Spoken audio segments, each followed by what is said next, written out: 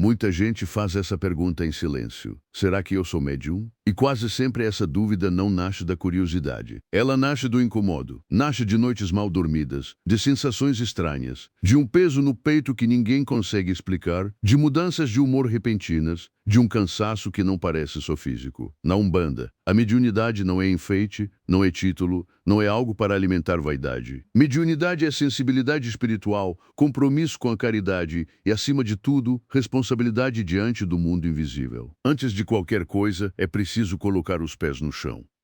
Nem todo sofrimento é mediunidade, nem toda angústia é sinal espiritual. Nem toda perturbação vem do astral. Existem questões emocionais, psicológicas e físicas que precisam ser cuidadas com seriedade. A espiritualidade verdadeira nunca ensina a negligenciar a saúde. Ao contrário, ensina equilíbrio, lucidez e humildade.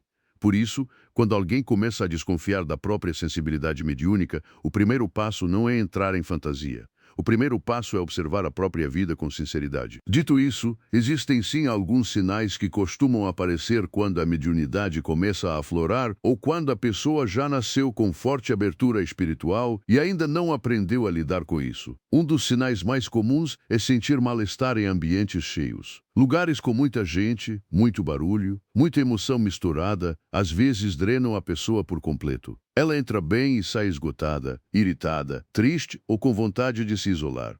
Isso acontece porque algumas pessoas têm grande capacidade de captar e absorver as cargas energéticas do ambiente como se fosse uma esponja espiritual. Outro sinal frequente é o mal-estar perto de certas pessoas, mesmo sem existir motivo aparente. A pessoa chega perto de alguém e sente aperto, incomodo, angústia, irritação ou uma vontade imediata de se afastar. Nem sempre isso significa que o outro seja mau. Às vezes, significa apenas que houve um choque vibratório, uma incompatibilidade energética ou uma percepção espiritual que a mente ainda não sabe traduzir. A mediunidade, quando desajustada, muitas vezes fala primeiro pelo corpo e pelas emoções. Também é comum aparecer inquietação sem motivo, uma sensação de que alguma coisa está fora do lugar, mesmo quando externamente está tudo normal. A pessoa sente um chamado interno, uma agitação no pensamento, um desconforto difícil de nomear. Em alguns casos, surgem mudanças bruscas de humor, antipatia injustificada, oscilações emocionais intensas, raiva desproporcional, estresse exagerado ou uma tristeza funda que vem e vai sem explicação clara. Isso não deve ser romantizado. Sensibilidade espiritual sem orientação pode desorganizar muito a vida. Há pessoas que relatam vazio no peito, angústia constante, sensação de não pertencer a lugar nenhum,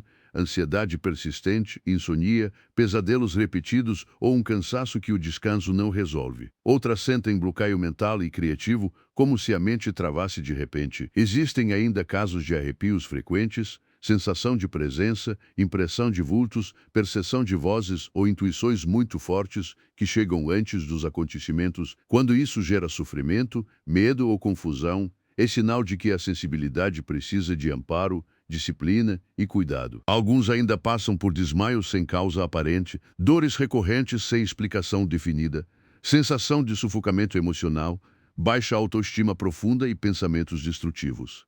Aqui é preciso falar com muita responsabilidade. Sofrimento intenso pede acolhimento espiritual, mas também pede cuidado profissional. Uma casa séria de Umbanda nunca incentiva ninguém a abandonar tratamento, exame, terapia ou acompanhamento médico. O sagrado não concorre com a ciência.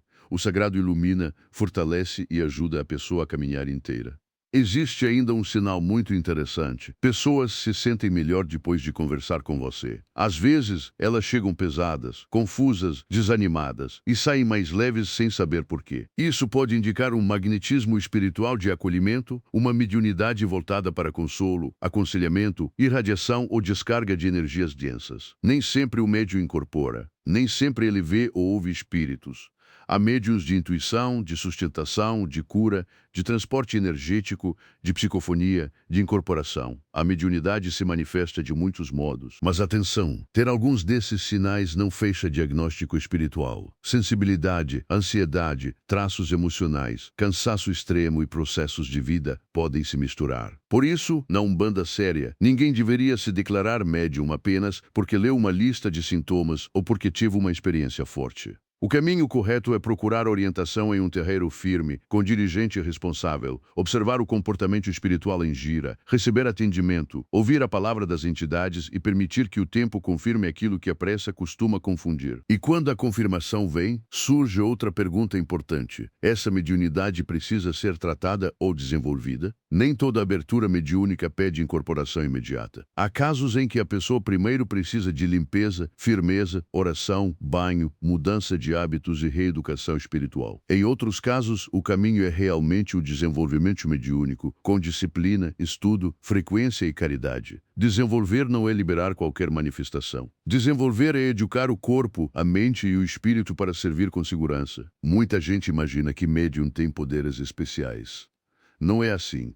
O médium não é melhor do que ninguém. Ele não recebe um troféu do céu. O que ele recebe é tarefa, recebe compromisso, recebe cobrança espiritual proporcional à missão que carrega. Se a mediunidade faz parte do caminho de uma pessoa, então o trabalho caritativo passa a ser parte da sua responsabilidade. Servir, aprender a ter preceito, vigiar pensamento, palavra e atitude, respeitar o sagrado, controlar a vaidade e manter firmeza espiritual tornam-se deveres constantes. Isso exige renúncia. Muitas vezes, o médium precisa se afastar de excessos, ambientes pesados, vícios, relações destrutivas e hábitos que bagunçam a própria vibração. Precisa aprender recolhimento. Precisa orar mais do que a média, precisa zelar pela própria coroa. E precisa entender que quanto maior a sensibilidade, maior a necessidade de disciplina. Quem vive no mundo espiritual sem fundamento se torna vulnerável. Quem pisa no sagrado com vaidade se desequilibra. Quem quer mediunidade para status ainda não entendeu o peso que ela tem. Há também uma verdade que poucos gostam de ouvir. O médium costuma enfrentar lutas invisíveis. Quando começa a se alinhar com a luz, tudo aquilo que vive da desordem tenta distrair, enfraquecer ou desanimar.